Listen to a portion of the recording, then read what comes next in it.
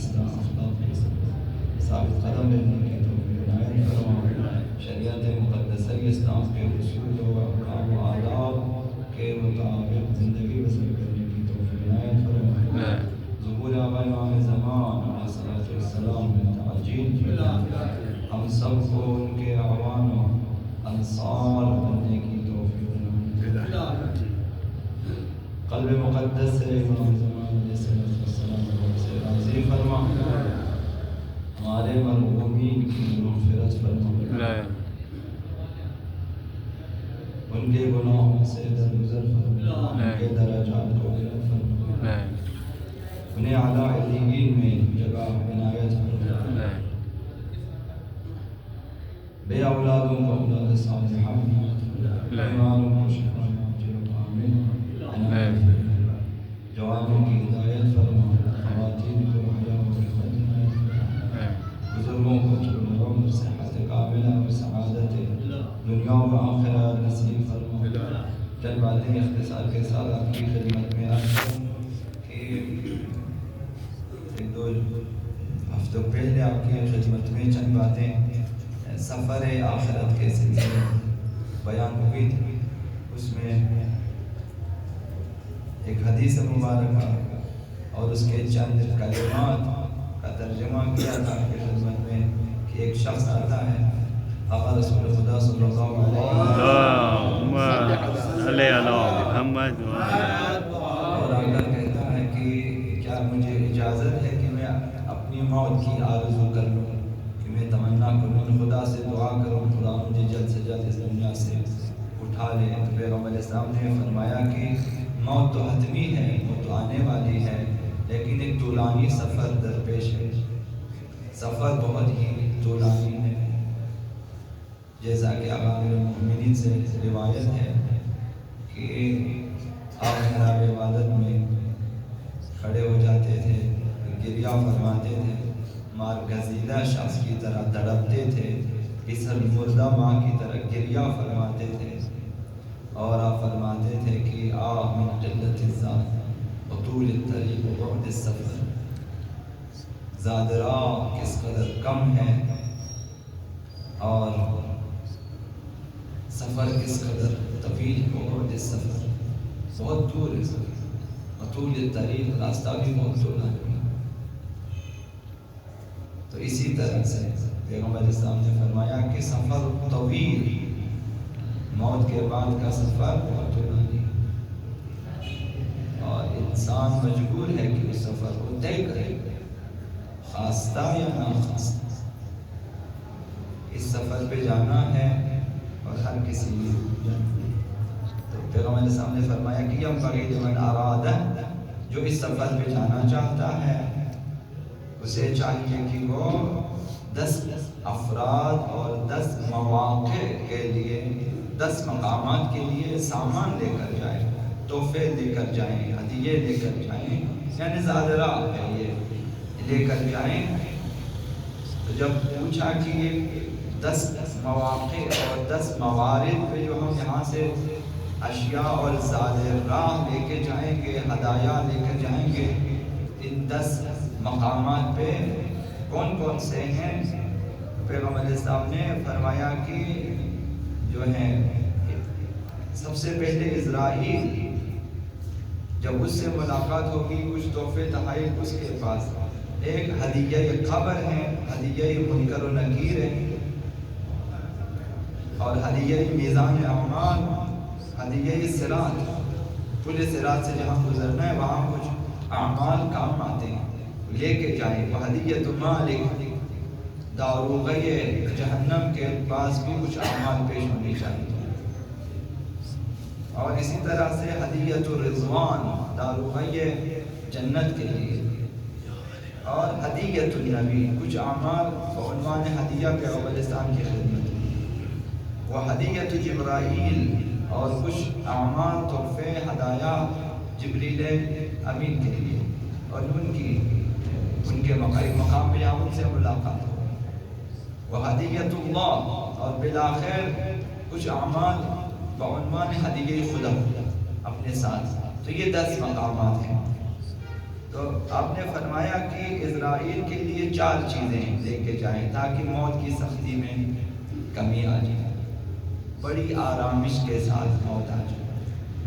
یہ 4 چیزیں رضا الخصما، یہ عرض کر چکا ہوں کہ جن کو ناراض کیا ہے انہیں راضی کر۔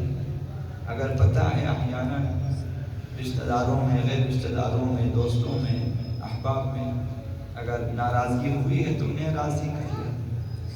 اس دنیا میں اتنی فرصت نہیں ہوتی کہ ہم لڑیں، ناراض ہو جائیں، اتنے میں ہماری زندگی گزر جاتی ہے۔ انتہائی نادان ہیں وہ لوگ جو لڑتے ہیں، جھگڑتے ہیں اور زندگی اسی راہ میں گزار دیتے ہیں۔ انتہائی نادان زندگی گزر جاتی ہے، سال ہر سال اس ناراضگی میں، نفرت میں۔ کسی نے کہا کہ اگر اٹھ کے لڑیں یہ آسان ہے، دل میں نفرت رکھنا بہت سخت ہے۔ تو لڑیں گے چند منٹ کے بعد یا مسئلہ ختم ہو جائے گی، لیکن دل میں نفرت رکھیں سارا دن آپ سوچتے رہے اس کے بارے میں،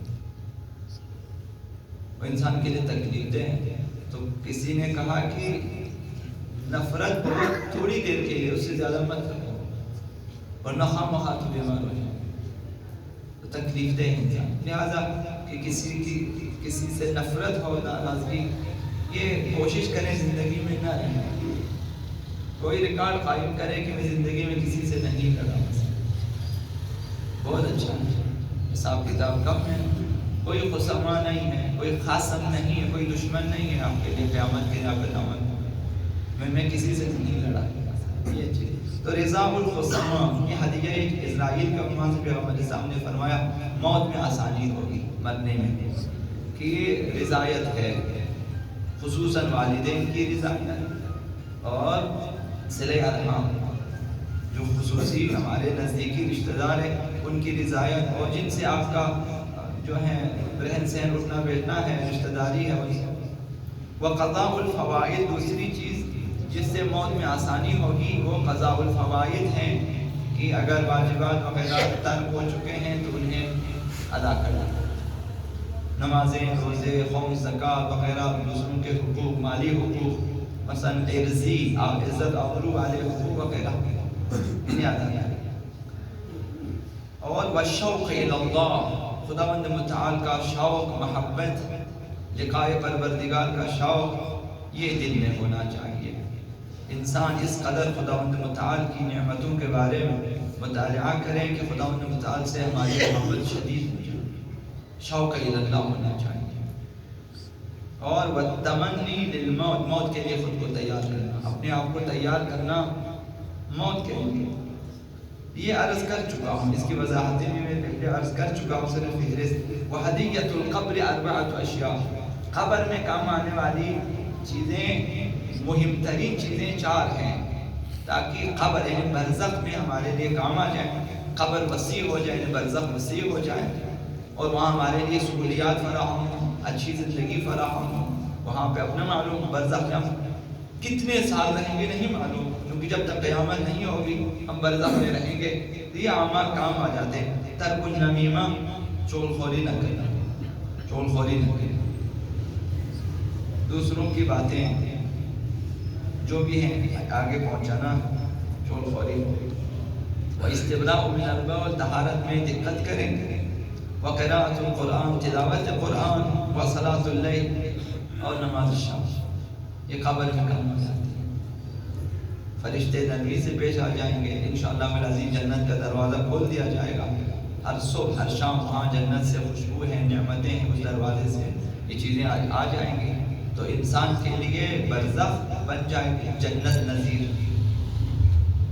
جنت بن جائے گی، اسے پتہ بھی نہیں چلے گا قیامت آ چکی۔ تو نماز شب میں کوتاہی نہ کریں، یہ بارہا عرض کر چکا ہوں، فقہاء علماء بھی عرض کرتے ہیں کہ نماز عشاء کے بعد سے لے کر فجر تک کے دوران جب بھی موقع ملے اب نماز عشاء پڑھیں، مختصر ہی صحیح لیکن ضرور پڑھیں، یہ قبر میں کام آنے والی چیزیں ہیں۔ وصلاۃ اللیل، یہ 4 چیزیں، ترک نمیمہ، طہارت میں دقت، اور قراءت قرآن، نماز شب، یہ قبر میں کام آنے والی چیزیں، 4 ہدیہ جو ہدایہ قبر کے لیے، وحدیت منکر و نکیر اربعۃ اشیاء، پیغمبر صلی اللہ علیہ وسلم فرمائے کہ نکیریں جو قبر میں برزخ میں اولین روز اولین شب یہ آئیں گے تو وہاں یہ ہدایہ کام آنا ہے۔ سوالات یا نہیں ہوں گے یا پھر آسان ہوں گے۔ سوالات قبر کی، صدق اللسان، سچائی والی زبان رکھیں، ہمیشہ سچ بولیں، ہمیشہ سچ، جب بھی بولے سچ بولے، جھوٹ نہ بولے۔ وترک الغیبۃ، غیبت ترک کریں، کسی کی برائی کرنا نہیں چھوڑیں۔ یہ جو ہے قبر میں کام آنے والے نکیر و منکر کے کام، سوالات کم ہوں گے۔ وقول الحق، ہمیشہ حق بات کہنا، جو بات شرعاً کتاب و سنت کے مطابق، دین اسلام کے قوانین کے مطابق کہنا چاہیے وہ کہے، جو برحق ہے، جو حق ہے وہ بات کہیں۔ والتواضع لکل احد، اس کی بھی وضاحت کر چکا ہوں، اور ہر کسی کے سامنے خود کو جو ہے متواضع رکھنا، فروتن رکھنا، یہ کسی کے سامنے بھی خود کو اس سے بہتر برتر تصور نہ کریں، یہ خلاف اخلاق فاضلہ ہے۔ انسان اپنے آپ کو یا اپنی عبادتوں میں ناز کرنا، اپنی ثروت، دولت، طاقت، اثر، رسوخ، علم، کسی بھی چیز ناز کریں اور دوسروں کو بس سمجھیں، کمتر تصور کریں، یہ بہت بری چیز ہے۔ کسی بھی شخص کے لیے اجازت نہیں ہے کہ وہ خود کو دوسروں سے بہتر تصور کرے۔ تو یہ چار چیزیں، سچائی، ترک غیبت، قول الحق اور تواضع، یہ نکیر و منکر کے سامنے کام آنے والی چیز، یہ دیکھیں چاہیے پیغمبر صلی اللہ علیہ وسلم نے فرمایا، تاکہ نکیریں اعمال کو دیکھیں تو اس پہ آسانی، اس کے ساتھ جو ہے نرمی سے سلوک کریں، اور یا سوالات نہیں ہوں گے یا پھر آسان ہوں گے۔ ان کے باعث وحدیت المیزان اربعۃ اشیاء، چار چیزیں میزان اعمال، جہاں اعمال تولے جائیں گے، جہاں اعمال کا وزن کیا جائے گا، وہاں چار چیزیں اگر آپ کے اعمال میں موجود ہیں تو اعمال میں وزن، اعمال میں وزن، اعمال ہو جائیں گے سنگین، بھاری ہوگی میزان اعمال میں۔ تو یہ چار چیزیں، کتم الغیظ، غصے کو پی جانا، آپ کو غصہ آئے گا، سر نیچے کریں اور نکل جائیں، اس جگہ سے دور ہو جائیں۔ کوئی جوان مردی یہ نہیں ہے کہ اگر کسی نے آپ کو مقابلے کے لیے چیلنج کیا اور آپ جہاں عام چلو بھائی میں بھی دیکھتا ہوں، یہ انتہائی بیوقوفی ہے۔ جو مثال دی ہے، جو بل فائٹر ہے، آپ نے دیکھا ہوگا کہ اس کو جب سرخ کپڑا دکھایا جاتا ہے تو واقعی یہ انسان جو ہمیشہ لڑتا ہے وہ اس کی طرح ہے، اس بیل کی طرح ہے، اس بیس کی طرح، جس کو جب بھی سرخ ڈنڈا دکھائے تو حملہ کرتا ہے۔ تو بے انتہائی بے وقوف ہے۔ کسی نے آپ کو کہا کہ آؤ میں تمہیں دیکھتا ہوں، تم بھی چلو میں بھی دیکھتا ہوں، بے وقوف ہے، بول رہا ہے تم یا کسی اور کو دیکھا، مجھے کیوں دکھا، تمہیں تمہارے ساتھ لڑنا نہیں ہے، مجھے اپنی زندگی عزیز ہے، میں کچھ اعمال انجام دینے میں، چونکہ سرپرستی کرنی میں، ان کی تربیت کرنی ہے، تمہارے ساتھ لڑ کے میں نے اپنے آپ کو فارغ نہیں کرنا۔ یہ کوئی جوان مردی نہیں ہے۔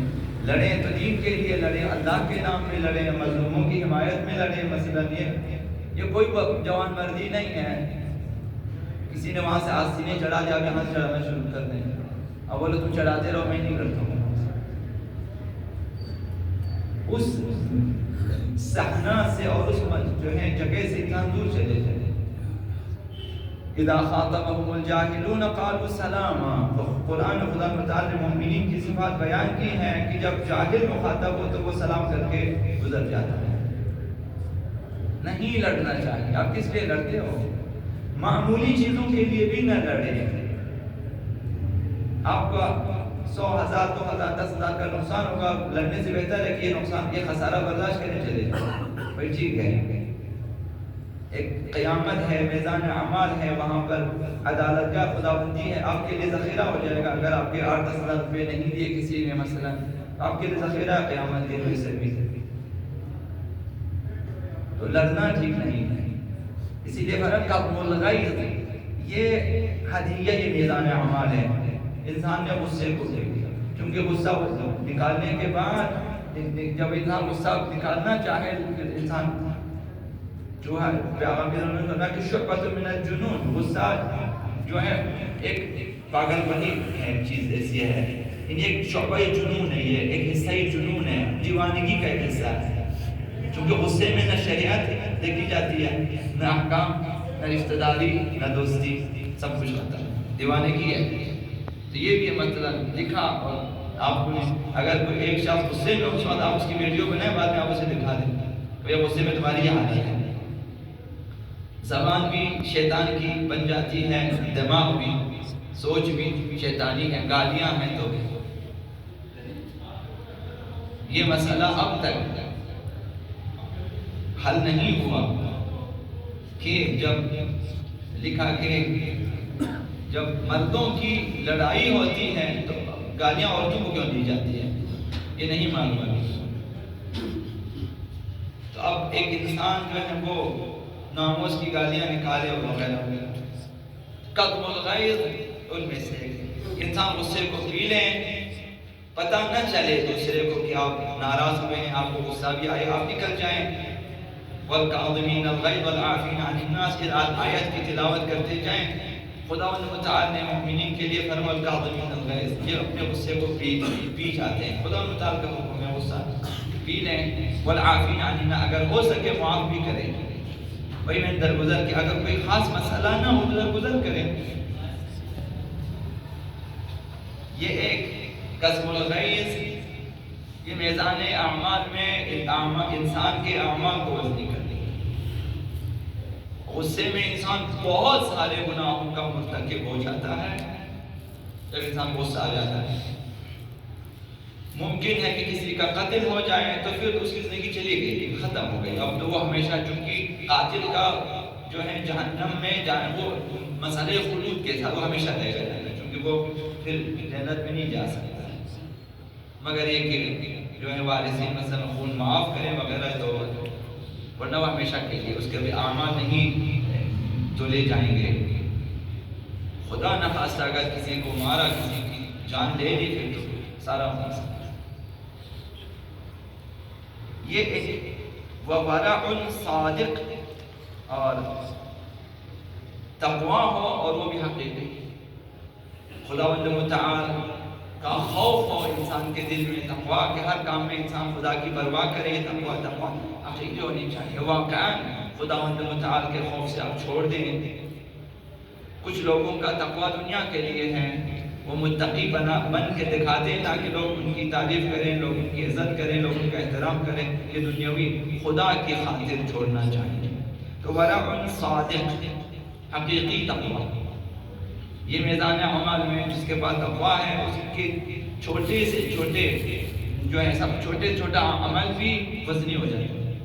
تقوی اگر ہو، گناہ شامل نہ ہو، نافرمانی، جسارت، لاپرواہی اور ایسی چیزیں اگر شامل نہ ہو اعمال میں، تو اعمال میں وزن پیدا ہو جائے. وورع صادق والمشي الى الجماعات، تیسری چیز جو میدان اعمال میں کام آنے والی ہے اور وہ ہے جماعت کی طرف جانا. جماعت میں آپ عمومی معنی کریں یہ ہے کہ آپ نماز جماعت کے لیے جائیں، نماز جمعہ کے لیے بھی جائیں، نماز عید کے لیے بھی جائیں. محافل و مجالس میں بھی آپ شرکت، جماعت جہاں پہ لوگ اکٹھے ہو جاتے ہیں. اسلامی جماعت میں محافل، مجالس، اجتماعات میں خلاصہ شرکت کریں.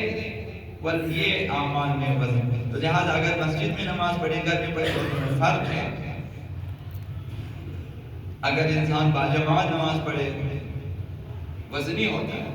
والمشي الى الجماعات، انسان خود کو عادی بنا لے کہ جماعت میں جانا. کم از کم روزانہ نماز جماعت میں اس کی شرکت ہونی چاہیے. والتداعي الى المغفرات، ایک دوسرے کو مغفرت الہی کی طرف بلانا. تبلیغ مغفرت الہی، لوگوں کو جو ہے لانا اس طرف کہ لوگ گناہ چھوڑ دیں، لوگ خدا تعالیٰ کی، لوگ توبہ کی طرف آ جائیں، لوگ استغفار کی طرف آ جائیں، لوگ گناہوں سے دستبردار ہو جائیں.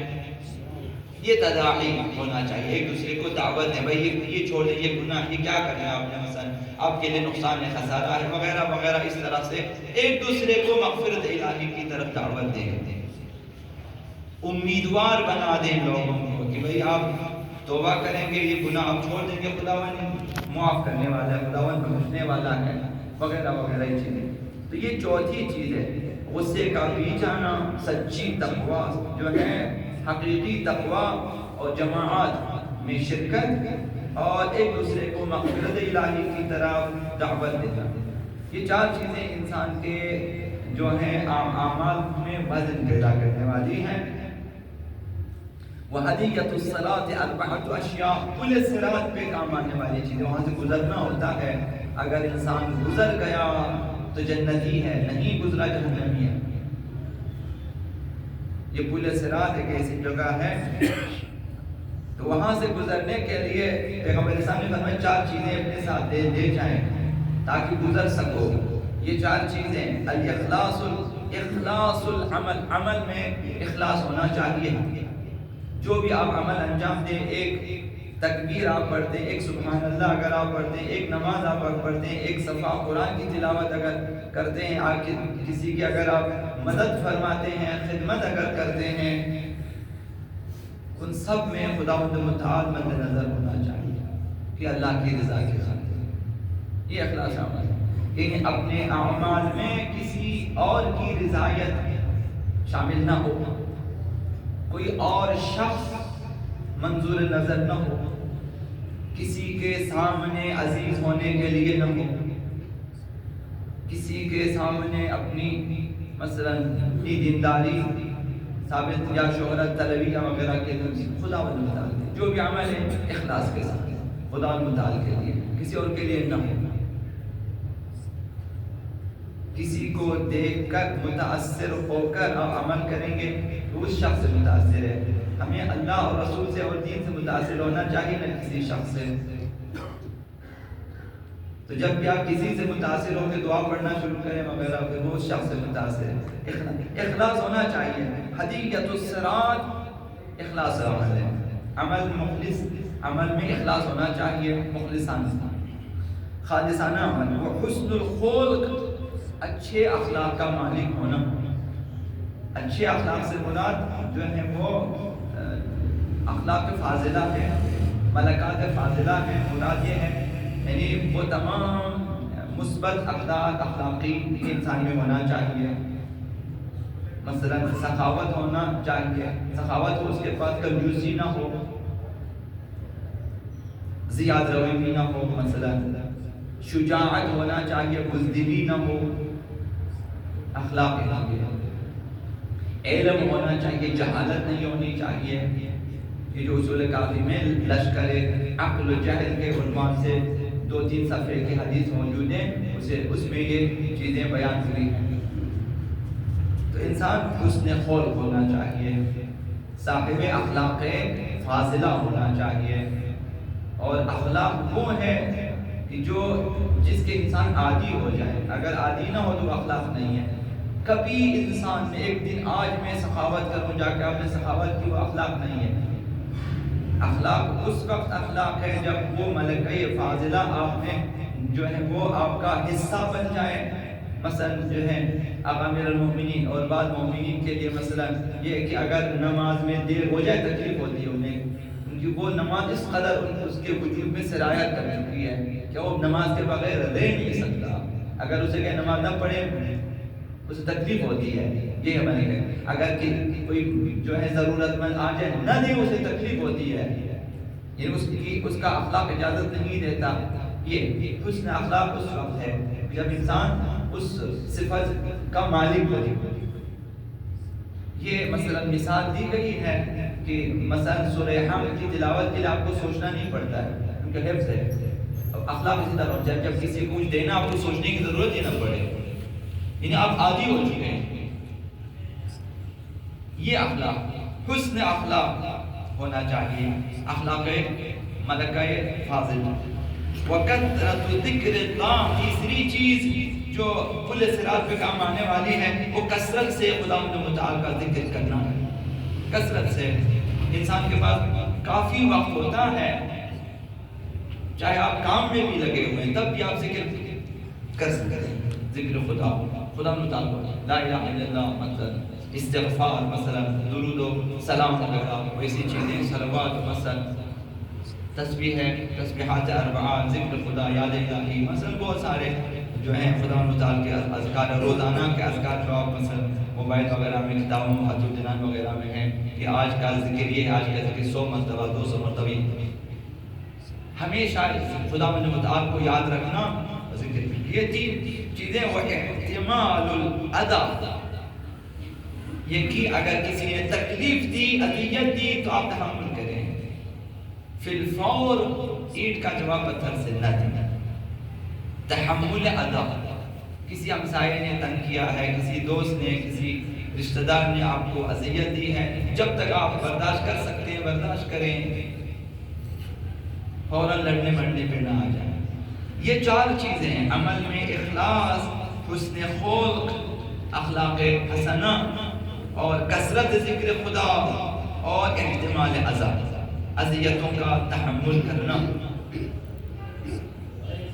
یہ چار چیزیں پورے صراط پہ کام آنے والی ہیں۔ وَحَدِيَّةُ مَالِكَ أَرْبَعَةُ أَشْيَاء، داروغِ جہنم کے پاس جو آپ چار چیزیں لے کر جائیں گے تاکہ انسان جہنم سے آزاد ہو،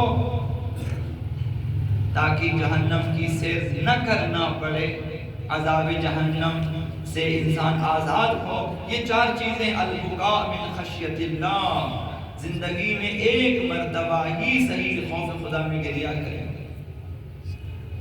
اپنے گناہوں پہ، اپنی کوتاہیوں پہ، کہ میں نے اپنی عمر گنوا دی، ضائع کیا، بچپنے میں، لڑکپن میں، جوانی میں، اپنی کوتاہیوں پہ گریہ کریں، خوف خدا، کیسے جاؤں خدا کے حضور میں کہ جب کہ ہاتھ خالی، کچھ بھی تو نہیں ہاتھ میں، آخری چند سالوں میں ممکن ہے کہ چند عبادتیں کی ہوں گی، صحیح غلط، مقبول نامقبول نہیں معلوم، تو فرمایا کہ جو ہے داروغِ جہنم کے بعد جو لے کے جانا ہے کام آنے والی چیز کہ البکاء من خشیت اللہ، خوف خدا میں گریہ کرنا۔ انسان وہاں شرمندہ ہوگا، کیا جواب دیں گے؟ انسان کیا جواب دے گا؟ خدا متعال کہ میں نے تمہیں کیا نہیں دیا تھا، تو نے کیا کیا؟ تو زندگی میں ایک مرتبہ بھی صحیح، ایک دفعہ کوشش کریں کہ انسان خوف خدا میں روئے۔ عموماً عمر کے ایک حصے میں انسان کو پشیمانی ہوتی ہے، حسرتیں رہتی ہیں، وہاں انسان گریہ کر لیتا ہے، بعض کے لیے گریہ ممکن نہیں ہے، آخری عمر تک وہ اسی جہالت میں ہے، پشیمانی نہیں ہوتی ہے، حد اقل پشیمانی ہونی چاہیے کہ تاکہ خدا متعال سے معذرت خواہی تو کرے دنیا میں، خدای میں نے کوتاہی کیا۔ ایک یہ ہے البکاء من خشیت اللہ، خوف خدا میں گریہ کرنا۔ شہید مطہری کے بارے میں، حضرت آیت اللہ خامنہئی کے بارے میں، حضرت آیت اللہ، حضرت امام خمینی کے بارے میں، اور ایسے بزرگوں کے بارے میں کہ ایک دوسرے کے گھروں میں جاتے تھے، رات کو ایک دوسرے سے چھپ کر عبادت کرتے تھے، بالآخر ان کے گریہ کی جو آواز ہے اس سے لوگ تاکہ یہ ادھر عبادت کریں، بالآخر وہ چیخ چیخ کے روتے تھے۔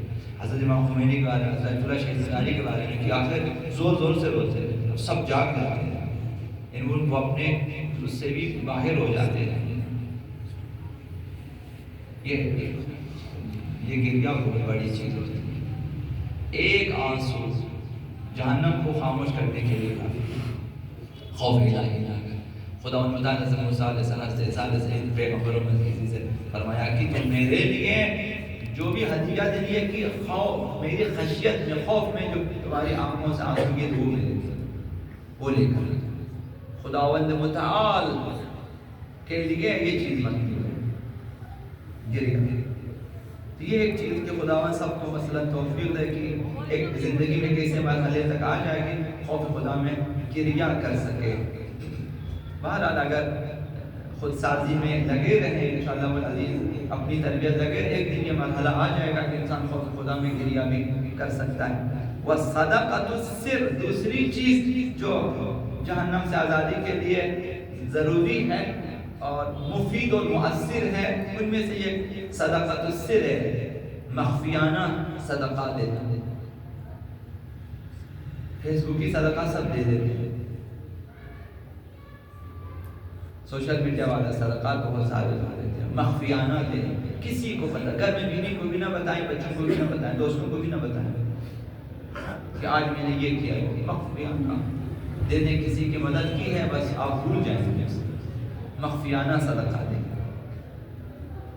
تو صدقہ آپ کچھ بھی دے سکتے ہیں۔ وَرَدُّ السَّلَامِ صَدَقَةٌ، کسی کے سلام کا جواب بھی ہے، بھی صدقہ ہے۔ راستے سے ایک کانٹا اٹھا لیا، ایک پتھر اٹھا لیا، بھی صدقہ ہے۔ ہر چیز صدقہ ہے۔ رد السلام صدقہ، یہ صدقہ ہے۔ پیغمبر اسلام نے افطاری کے لیے فرمایا کہ خرما کے آدھے حصے سے بھی کسی کے، یہ بھی صدقہ ہے۔ ایک گھونٹ پانی بھی پلا دے، صدقہ ہے۔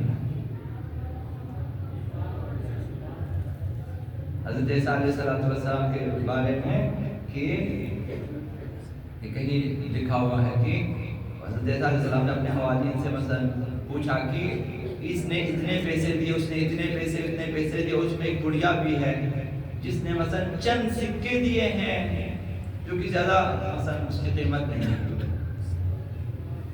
سوال یہ تھا کہ کس نے زیادہ دیا؟ ظاہر ہم لوگ اپنے حساب کتاب کہا کہ اس نے زیادہ دیا، اس نے 100، اس نے 1000، اس نے فلاں، اس نے تو چند سکے دیے، مثلا چوہنی آچنی، اس طرح کی آنے والے، مثلا آنے دو آنے۔ حضرت عیسیٰ علیہ السلام نے یہ فرمایا کہ اس نے سب سے زیادہ دیا، اس خاتون نے، اس بوڑھی عورت نے، چونکہ اس نے اپنا جو بھی تھا دیا ہے، سب کچھ دیا اس نے، دوسروں نے تھوڑا تھوڑا دیا ہے۔ وہ ارب پتی ہیں، کروڑ پتی ہیں، لاکھ پتی ہیں، اسے چند ہزار روپے دیے۔ حضرت اقبال نے فرمایا کہ حضرت اقبال نے مثلا اسی سلسلے میں فرمایا، سمندر سے ملے قطرے کو شبنم، بخیلی ہے یہ رزاقی نہیں ہے۔ سمندر سے قطرے اگر شبنم دے دیں آپ، یعنی بخیلی ہے، یہ رزاقی نہیں ہے۔ اس خاتون کے بعد اس سے زیادہ کچھ بھی نہ تھا، سب کچھ دیا۔ صدقہ یعنی ہے کہ چند سکے، اخلاص دیکھا جائے گا۔ تو جہنم سے آزادی کے لیے صدقہ سر، مخفیانہ صدقہ دینا، مخفیانہ صدقہ، لاکھوں میں آپ دے دیں، ہزاروں میں دیں، سکوں میں آپ دے دیں، جتنی گنجائش ہے، کسی کو رد نہ کریں۔ وَتَرْكُ الْمَعَاصِي، تیسری چیز یہ ہے کہ گناہ چھوڑ دے۔ کاش کہ انسان اس فکر میں لگ جائے کہ مجھے گناہ چھوڑنا ہے مجھے۔ بہر صورت آج جس قدر جلد انسان گناہ ترک کریں اس کے حق میں ہوتا ہے۔ مجھے تعجب ہے ان لوگوں پہ جو عمر کے آدھے سے گزارنے کے بعد گناہ شروع کر دیتے ہیں، ان پہ تعجب ہے جو پہلے اچھے خاصے مومن تھے، عمر کے ایک، اب جب کہ خبر اور موت کے نزدیک ہوتے جا رہے ہیں، گناہ شروع کیا انہوں نے۔ دین سے دستبرداری ہے، چھوٹے چھوٹے گناہ شروع کر دیتے ہیں، علماء کے خلاف، فقہاء کے خلاف، جمعہ جماعت کے خلاف، مثلا عزاداری کے خلاف، مثلا بہت سارے لوگوں کے خلاف بولنا شروع کر دیتے ہیں، نماز میں سستی کرنا شروع کر دیتے ہیں، تلاوت میں سستی کا، اب جب کہ زیادہ ہونا چاہیے تھا اب وہ گناہوں میں لگ جاتے، بہت زیادہ متاثر ہے۔ بہت سارے افراد کو جانتا ہوں کہ وہ پہلے بہت اچھے تھے، اب بعد میں انہوں نے تقریباً دین سے دوری اختیار کی، بہت سارے گناہوں کے اب ارتکاب کرنا شروع کیا، اب مجھے نہیں ملے۔ جتنا جلدی ہو سکے، انسان دنیا میں کس لیے آئے ہیں، یہ اس دن میں نے عرض کیا، انسان کے دو کام ہیں، اپنے آپ کو صالح بنانا ہے، دوسروں کے لیے مسلم بننا ہے۔ دنیا میں اور انسان کو کوئی کام، نہ انبیاء کا کوئی اور کام ہے، نہ اوصیاء کا نام ہے، یہی کام ہوتا ہے، خود اچھے بنے، دوسروں کو اچھے بنانے کی کوشش کریں، یعنی خود سازی، معاشرہ سازی، صالح و مسلم ہونا۔ امر معروف ہے، خلاصہ یہ اصول دین و فروع دین یہی ہے. تو جتنا جلدی انسان اپنی تربیت کرے بہتر ہے. ترک گناہ جس قدر جلدی انسان چھوڑ دے گناہ بہتر ہے. ترک گناہ کی وجہ سے آپ کو توفیقات ملیں گی، عبادت آپ کر سکیں گے، خیرات کر سکیں گے، اچھے کام کر، آپ کی جو اعمال قبول ہو جائیں گے، گناہوں کی وجہ سے قبول نہیں ہوتے. تو داروغہ جہنم کے پاس پہنچنے سے پہلے یہ 4 چیزیں لے کر جائیں: خوف خدا میں گریہ اور مخفیانہ صدقہ اور ترک معاصی، گناہ ترک کرنا، گناہ کرنا چھوڑیں. پیغمبر احسان فرمایا وبر الوالدین. چوتھی چیز یہ والدین کے ساتھ نیکی کرنا ہے. والدین کو فراموش نہ کریں، بہن بھائیوں کو فراموش نہ کریں. حیف ہے ان اولاد کے لیے جو ماں باپ کو بھول جاتے ہیں، ماں باپ کو بلا دیتے ہیں. حیف ہے ان بھائیوں کے لیے، افسوس ہے جو بہنوں کو فراموش کر دیتے ہیں. ان بہنوں کے لیے حیف ہے جو اپنے باپ بھائی وغیرہ ماں انہیں بھول جاتے ہیں. حیف ہے. دنیا میں چند دنوں کی زندگی ہے، محض ایک کھیل کی طرح ہے. تھوڑی دیر میں کھیل ختم، تھوڑی دیر میں کھیل ختم. حضرت نوح علیہ السلام سے اسرائیل نے آ کر کہا کہ ابھی آپ کی جان ہم نے دینی ہے، 950 سال ہو چکے ہیں. حضرت نوح علیہ السلام کی کتابوں میں حضرت نوح علیہ السلام کی کتنی جلدی دنیا ختم، 950 سال تحقیق کیے ہیں. اس کے بعد کہتے ہیں دنیا کتنی جلد ختم ہو چکی، بس ختم. اسرائیل نے کہا کہ آخری زمانے میں تو 60-70 سال ہوگا، آپ تو 950 سال کے بعد. حضرت نوح علیہ السلام کا یہ جو ہے، حضرت نوح علیہ السلام کے قصوں میں لکھا ہوا ہے، تفاسیر میں بھی ہے. حضرت نوح علیہ السلام نے فرمایا کہ اگر میرے اوپر 60 سال میں ایک سجدے میں گزار لیتے، کوئی زندگی نہیں ہے یہ. جب تک کھانے کی لذت حاصل کرے انسان سے ختم ہو جائے. پوری جوانی لگا کما لیتے ہیں، اس کے بعد ابھی جب آپ کھانا چاہیں آپ نہیں کھا سکتے. اب آپ کے پاس شوگر ہے، آپ کا بلڈ پریشر ہے، آپ کے پاس جو ہے مختلف بیماریاں، آپ نہیں کھا سکتے. تو یہ تقریباً اسی طرح سے انسان ساری جوانی لٹا کے کماتے ہیں، پھر جب اسی جو کچھ کمایا پھر اسے واپس اپنے جسم کے علاج کے لیے خرچتے ہیں اور ختم ہو جائے انسان بن جاتا. وقت وہ سرمایہ ہے جسے آپ روک نہیں سکتے، جسے آپ ذخیرہ بھی نہیں کر سکتے، جسے آپ واپس بھی نہیں لا سکتے. اور قیمتی ترین سرمایہ یہی وقت ہی ہے آپ کے پاس، اور آپ کے پاس نہیں. آج جو اس وقت گزر رہا ہے اسی سے استفادہ کیا کہ نہیں کیا، یہ وقت گزر جاتا ہے اور دست خالی ہم لوگ چلے جائیں گے خدا متعال کی بارگاہ میں. تو فرمایا کہ بر الوالدین، والدین کے ساتھ نیکی کرنا. چند دنوں کی دنیا، اس میں ماں باپ کو فراموش، بہن بھائیوں کو فراموش کریں، مثلا اولاد کو فراموش کریں، سب کچھ بھائی کیا کھائیں گے، ابھی آخر آپ نے کیا کھانا ہے. مثلا اب جو ہے شیوخ عرب واش روموں کو بھی مثلا کہتے ہیں سونے سے بناتے ہیں. تو بناؤ آپ سونے سے، بھائی کیا ہوگا، پھر بھی تو وہی ہے، واش روم ہی تو ہے. پانی سے خود کو دھونا ہے، چاہے آپ سیمنٹ سے بنائیں، چاہے آپ ٹائل سے بنائیں، چاہے آپ سونے سے بنائیں. گاڑیوں کے انجن انہوں نے سونے کے بنایا، آپ بناؤ گاڑی کے سونے سے. آپ نے اسراف کیا، اس میں کیا لذت ہے سونے کے واش روم میں بیٹھے.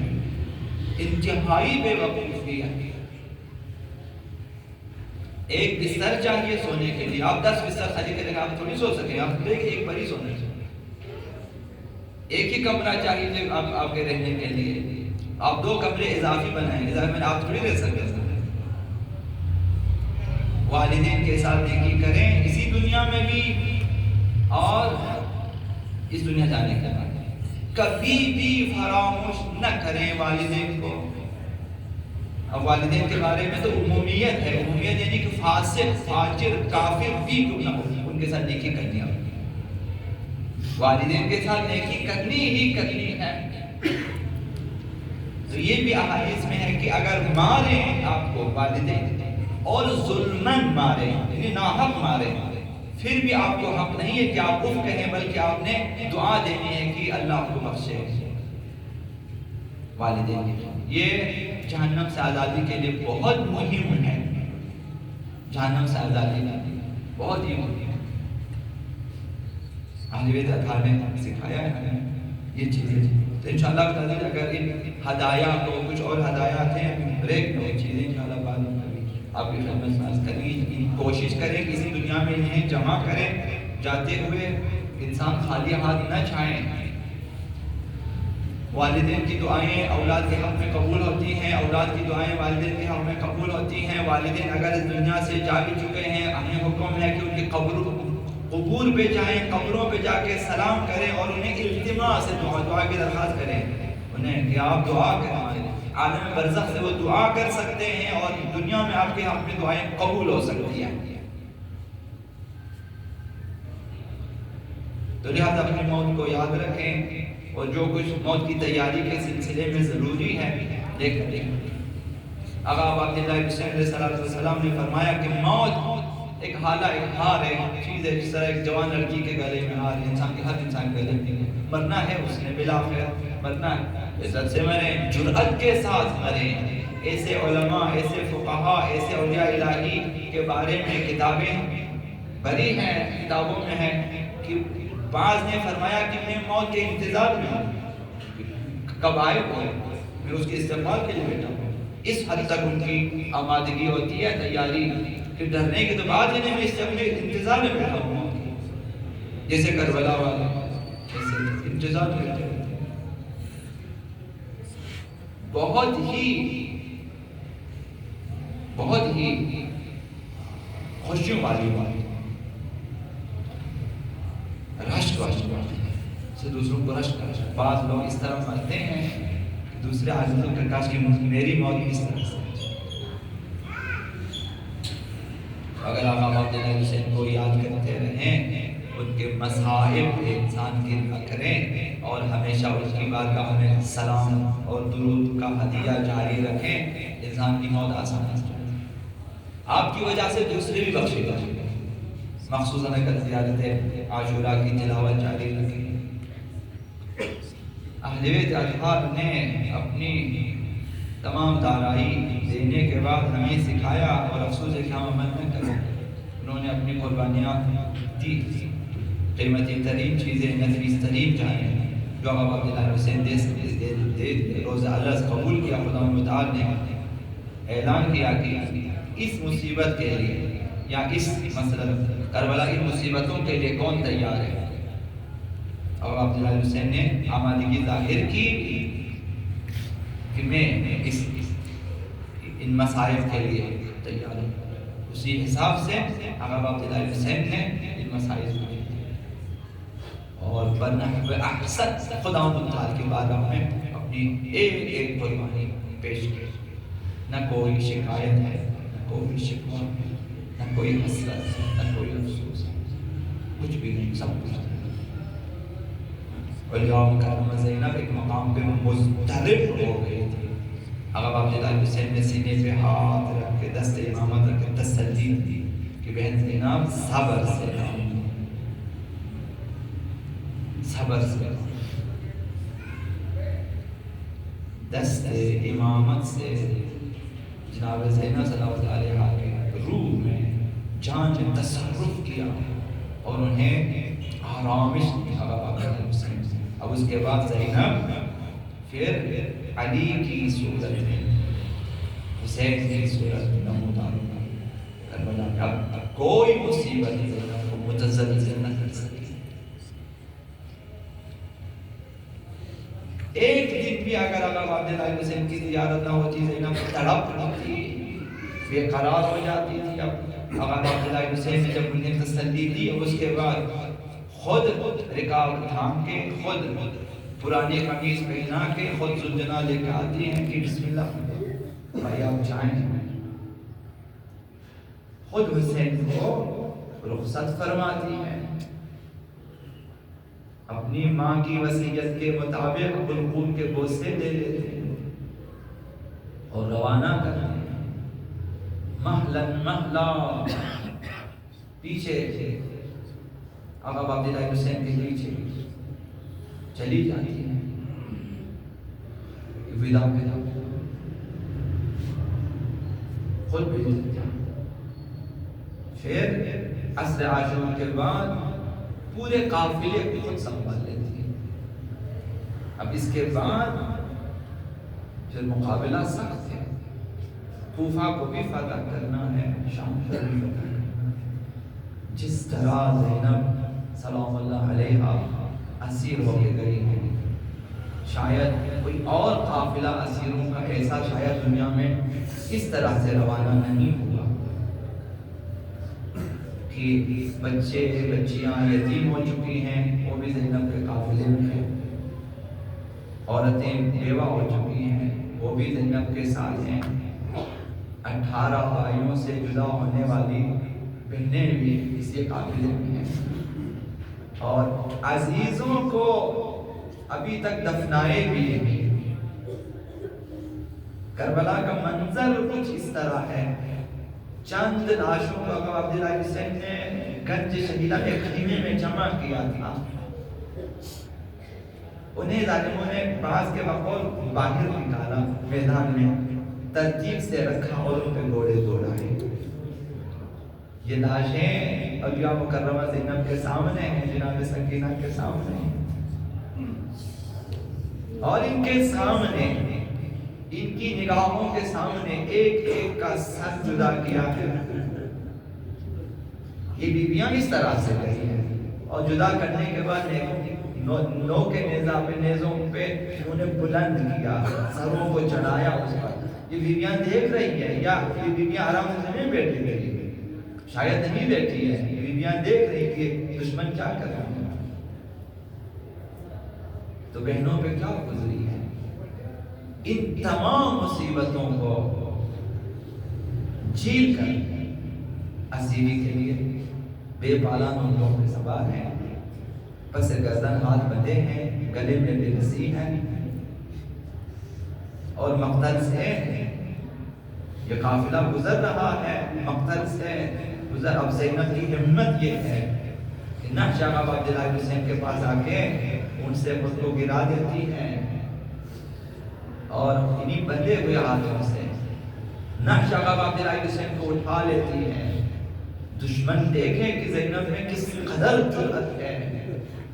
اللہم تقبل منا ھذا القربان، راستے میں بچوں کو پانی بھی نہیں دیتے، پانی پہ زندان میں بھی پابندی تھی، غذا پر بھی پابندی تھی۔ بیویاں اس طرح سے رہی، بیٹھ کے نماز پڑھنے لگی، اس قدر غذا کی قلت تھی کہ زینب اب اٹھ کر نماز نہیں پڑھ سکتی۔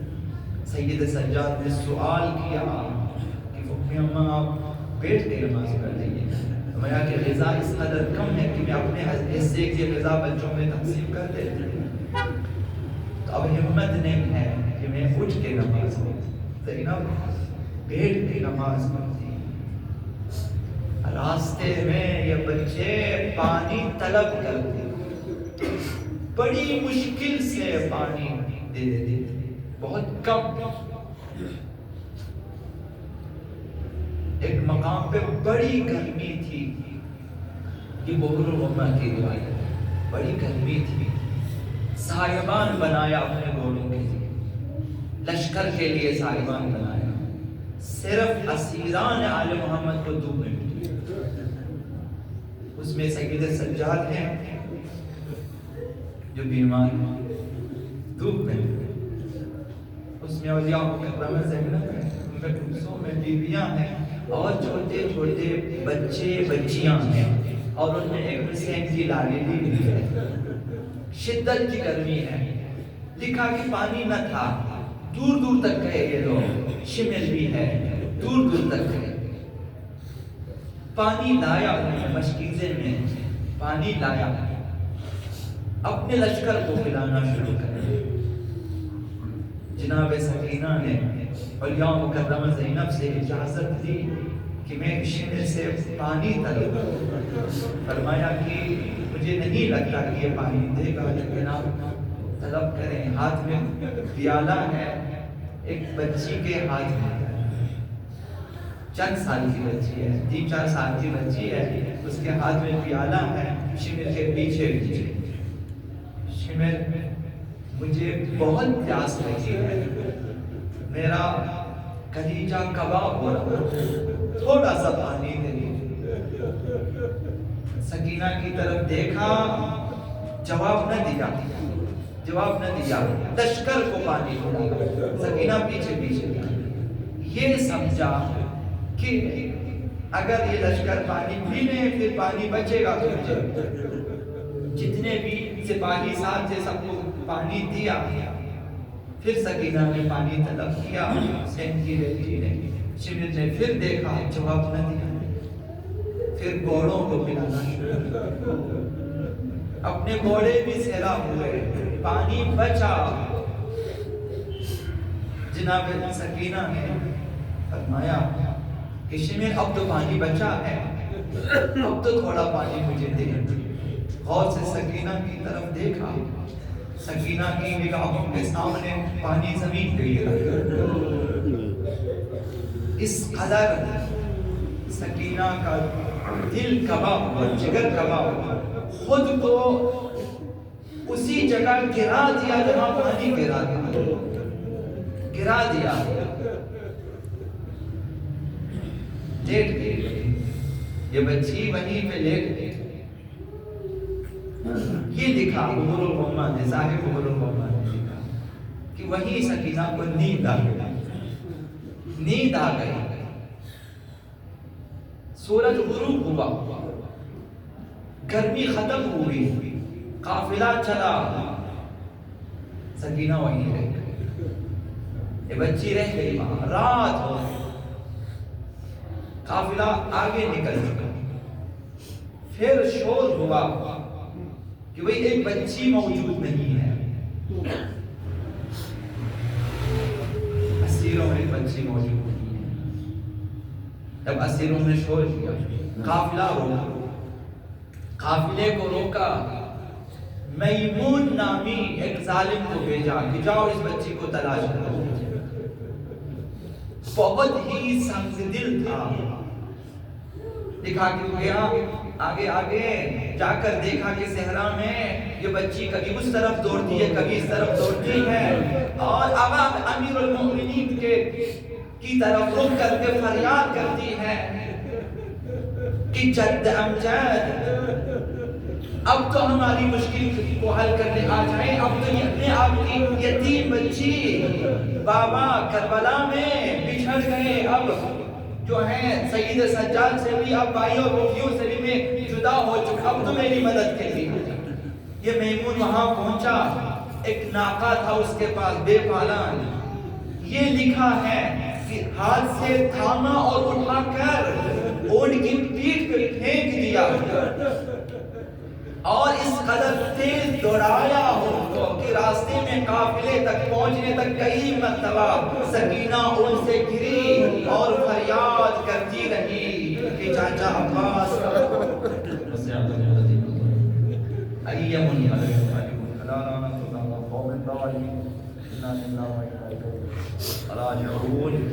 اللهم عجل لوليك الفرج واجعلنا من اعوانه وانصاره. اللهم ارزق نبيك محمدا صلى الله عليه وآله برؤيته ومن تبعه بعد دعوته ولحم استقامتنا بعده. اللهم اشف هذه الامه عن هذه الامه بحضوره وعجل لنا ظهوره انهم يرونه بعيدا ونراه قريبا. اللهم نور قلوبنا يا الله، واهد قلوبنا يا الله، واهلك اعداءنا يا الله، واشف مرضانا يا الله، وآمن من كل بلائنا يا الله، واغفر ذنوبنا يا الله، واستر عيوبنا يا الله، بحرمة محمد وآله الطيبين الطاهرين.